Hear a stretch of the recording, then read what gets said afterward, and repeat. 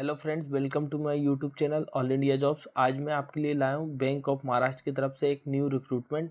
इसमें क्या आपकी फ़ीस होने वाली है, क्या आपकी एज लिमिट होने वाली है, क्या आपका एजुकेशन क्वालिफिकेशन होने वाला है, टोटल नंबर ऑफ़ वैकेंसी क्या होने वाली है, आप इसे किस तरीके से अप्लाई कर सकते हैं, इन सभी जानकारी को जानने के लिए आप चैनल पर बने रहिए। अगर आप चैनल पर नए हैं तो वीडियो को लाइक करें, चैनल को सब्सक्राइब करें और बेल आइकन को बटन ज़रूर दबाएँ। चलते हैं अब हम नोटिफिकेशन की ओर। जैसा कि मैंने आपको बताया, ये जो वैकेंसी बैंक ऑफ महाराष्ट्र की तरफ से आई हुई है वो ह्यूमन रिसोर्स मैनेजमेंट डिपार्टमेंट का एक पार्ट है। अब मैं आपको बताना चाहूँगा, ये जो नोटिफिकेशन आउट हुआ है वो 23 अक्टूबर 2023 को हुआ है। इसमें जो वैकेंसी होने वाली है वह क्रेडिट ऑफिसर स्केल 2 और क्रेडिट ऑफिसर स्केल 3 की होने वाली है। इसको जो भरने की जो अप्लाई डेट दी गई है वह 23/10/2023 से 6/11/2023 तक रखी गई है। अब इन दोनों मतलब ये दो दो पोस्ट निकाली गई है, क्रेडिट ऑफिसर स्केल 2 और क्रेडिट ऑफिसर स्केल 3 की।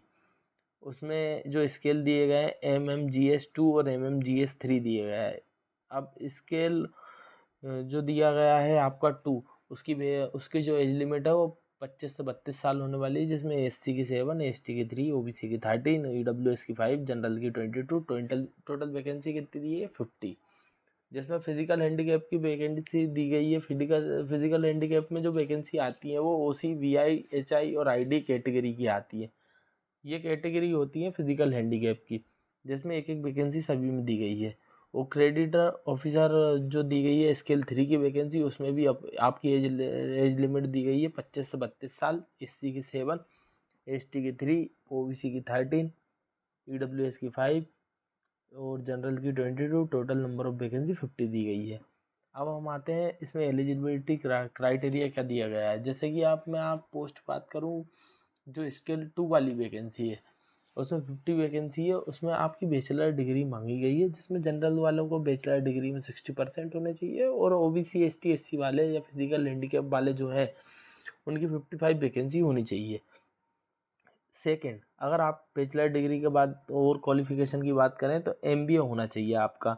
अब वो किस डिपार्टमेंट से होनी चाहिए? Banking and finance, marketing, forex, credit, ये सब चीज़ें आपके पास होनी चाहिए।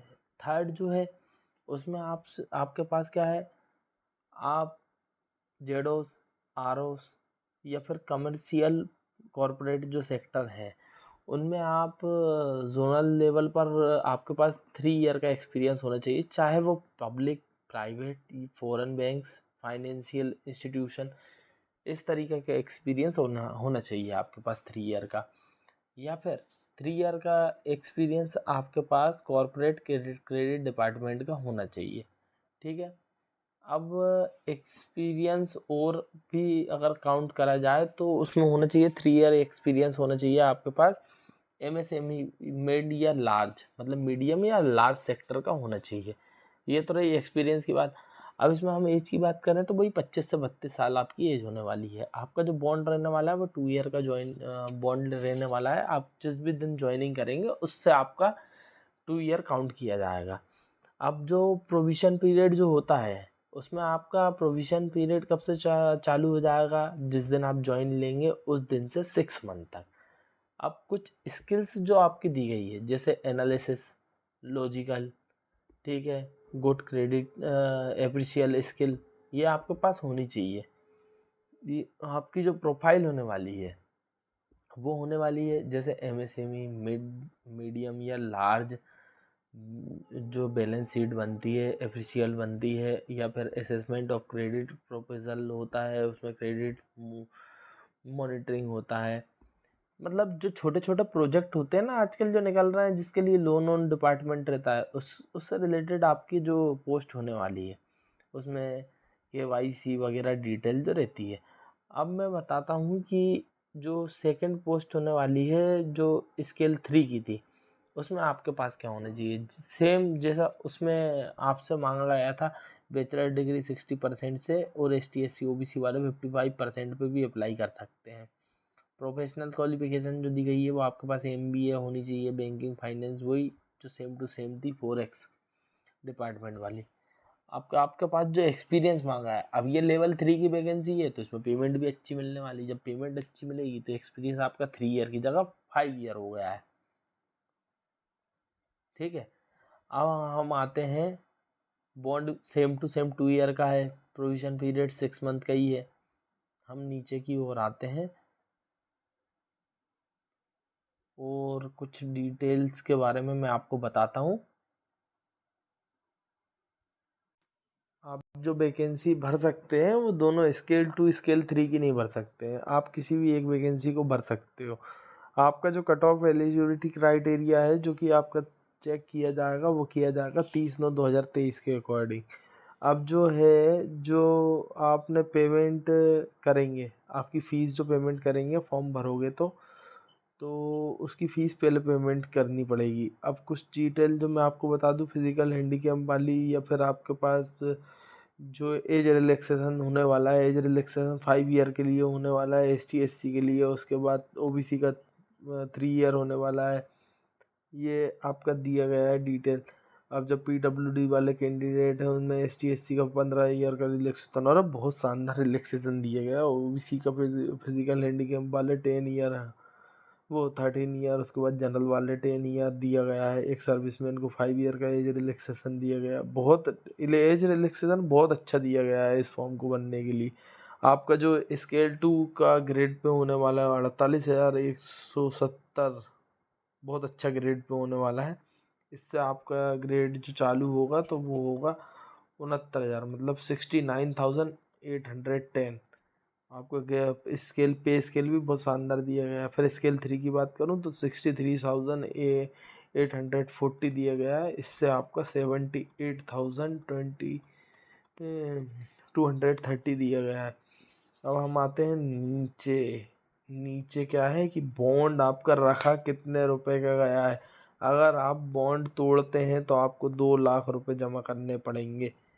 इसलिए जो भी वैकेंसी अप्लाई कर रहा है, अगर उसका सिलेक्शन होता है तो वो अपना पीरियड 2 ईयर का पीरियड ज़रूर कंप्लीट करे मेरे भाई। सिलेक्शन किस प्रकार से होगा ये पूरी डिटेल दी गई है। इंटरव्यू भी होने वाला है इसमें, जिसमें कम से कम 50 मार्क्स जनरल को, और EWS ST OBC वालों PWD वालों को 45% तो होने ही चाहिए। फिर हम आते हैं अभी नीचे कि जो आपका पैटर्न होने वाला है वो कैसा होने वाला है। जो प्रोफेशनल नॉलेज 50 मार्क्स का होगा, जो कि 100, मतलब नंबर ऑफ क्वेश्चन 50 रहेंगे, मार्क्स रहेंगे 100, मतलब 2 नंबर का एक क्वेश्चन रहेगा। और आपका जो समय रहेगा वो रहेगा 1 घंटे 60 मिनट। और जनरल बैंकिंग का जो है वो भी 2 नंबर का एक क्वेश्चन रहेगा, 100 मार्क्स का पेपर रहेगा, 60 मिनट का पेपर रहेगा। टोटल आपका 120 मिनट के पेपर होने वाले हैं।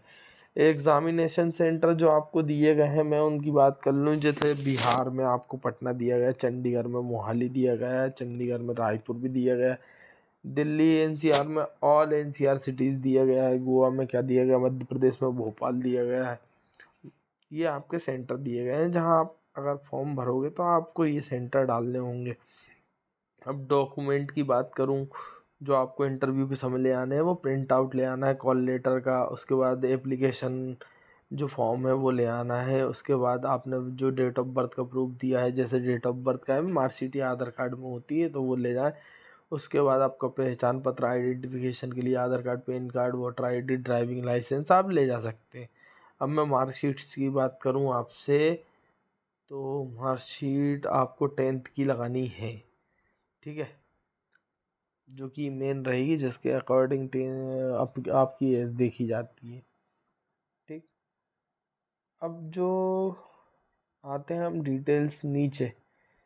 नीचे कैटेगरी दी गई है हैंडीकैप की कि HI कैटेगरी में कौन आता है, ID कैटेगरी। उसके बाद मतलब फिजिकल हैंडीकैप की कैटेगरी दी गई है। ये तो नॉर्मल डिटेल होने वाली है। अब इसमें क्या दिया, एप्लीकेशन फ़ीस। एप्लीकेशन फ़ीस भैया सुन लो, आपकी क्या लगने वाली है, 1,000 रुपये लगने वाली है। GST 180 रहेगा तो 1,180 रुपये फीस रहेगी। और भैया वाह, ST SC वाले तो जरूर फॉर्म भर दो, उनकी 100 रुपये फीस लगने वाली है, 18 रुपये GST रहेगा, 118 रुपये में फॉर्म भरा जाएगा। आप इस फॉर्म को भरने के लिए चल जाएं बाकायदा बैंक www.bank.of.महाराष्ट्र मतलब bankofmaharashtra.in की साइट पर चले जाएं और इस फॉर्म को भर लें। और इसमें दिया गया है कि आप इसको ऑनलाइन अप्लाई कर दें जल्द से जल्द। आपकी ईमेल आईडी आप सही डालें जिस पर एसएमएस आएगा, है ना। आपका मोबाइल नंबर सही होना चाहिए। आपकी मार्कशीट और सर्टिफिकेट सही अपलोड करें। थंब इम्प्रेशन आपका सही होना चाहिए। फ़ोटो आपकी करंट की होनी चाहिए। ये सब बेसिक डिटेल्स दी गई हैं। आपको जो एग्ज़ाम कब देना है उसके बारे में आपको बता दिया जाएगा। आपका इंटरव्यू कब होगा जीडी का वो आपको बता दिया जाएगा। पेमेंट ऑफ फीस का मूड क्या है, कितने तारीख से कितने तारीख तक, मतलब 23/10 से 6/11/2023 तक आप इसको अप्लाई कर सकते हैं। प्रिंट आउट ज़रूर निकाल लें। डॉक्यूमेंट कौन कौन से फॉर्मेट में रहने वाले हैं, पीडीएफ में रहने वाले हैं, वो सब चीज़ें दी गई। 10th की मार्कशीट, 12th की marksheet, diploma certificate, graduation semester, post graduation semester, professional degree जो एमबीए जैसी चीज़ें हैं वो, experience certificate, caste certificate, PWD certificate या फिर नो ऑब्जेक्शन सर्टिफिकेट, एनओसी, ये सब आपको किस किस साइज़ में देने हैं। जैसे 500 KB के फॉर्मेट में पीडीएफ में देने हैं आपको। ये आपको अपलोड करने हैं। आपका डायमीटर क्या रहने वाला है फ़ोटो का, जो 200x230 रहने वाला, 20 से 50 KB की होनी चाहिए। ये सब आपका डिटेल्स दी है। सिग्नेचर आप किस तरीके से अपलोड करेंगे, उसका क्या साइज़ होने वाला है, ये डिटेल दी गई है। ऐसे ही स्कैन आप फ़ोटो जो अपलोड करेंगे फोटोग्राफ का, उसका साइज़ दिया गया है। उसके बाद सिग्नेचर का दिया गया है। Document, call letter, admit card आपको डाउनलोड करना है तो वो आप कॉल लेटर के उसी साइट से डाउनलोड कर सकते हैं। आपका रजिस्ट्रेशन नंबर डालकर और डेट ऑफ बर्थ को डालकर। बायोमेट्रिक आपका किस तरीके से होगा, जो लेफ्ट आई जो रही RIIS उसको चेक करके होने वाला है। बाकी कुछ नीचे फॉर्मेट दिए गए हैं, उन फॉर्मेट को आपको भरना पड़ेगा। एक्सपीरियंस सर्टिफिकेट के लिए, जैसे एक्सपीरियंस सर्टिफिकेट अगर आप लगा रहे हो तो आपको उसकी डिटेल्स भरनी पड़ेगी इस फॉर्म में और अपलोड करना पड़ेगा। अगर आपको वीडियो पसंद आया है तो आप वीडियो को लाइक करें, चैनल को सब्सक्राइब करें, बेल आइकन को बटन ज़रूर दबाएं। Thank you.